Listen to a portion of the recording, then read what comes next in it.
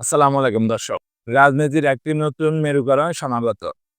নিশ্চয়ই বুঝতে পারছেন গত কয়েকদিনে জামাত, বিএনপি, এনসিপি নানান বক্তব্য বিবৃতির মধ্য দিয়ে এটা পরিষ্কার। আওয়ামী লীগ নিষিদ্ধের আগে রাজনীতির পরিস্থিতি কেমনটা ছিল? এখন কিন্তু সম্পূর্ণ বিপরীত।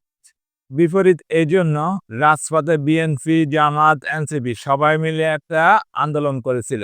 সবাই বলেছিল আওয়ামী লীগ নিষিদ্ধ করতে হবে। কেন এই নিষিদ্ধের দাবি করতে হবে? তারও কিছু কারণ আছে। কি ঘটতে যাচ্ছে রাজনীতিতে? রাজপথে সবাই একসাথে আন্দোলন করেও এখন জামাত, এনসিপি বিপরীতমুখী অবস্থানে। সরকারের উপদেষ্টারা বক্তব্য দিচ্ছে জামাতের ৭১-এর ভূমিকা নিয়ে এবং এনসিপি তারাও প্রশ্ন করতেছে জাতীয় সঙ্গীত গাইতে না দেওয়া। গোলাম আজমের বাংলায় বৈষম্যের ঠাঁই নেই, এই স্লোগানে তারা একমত না।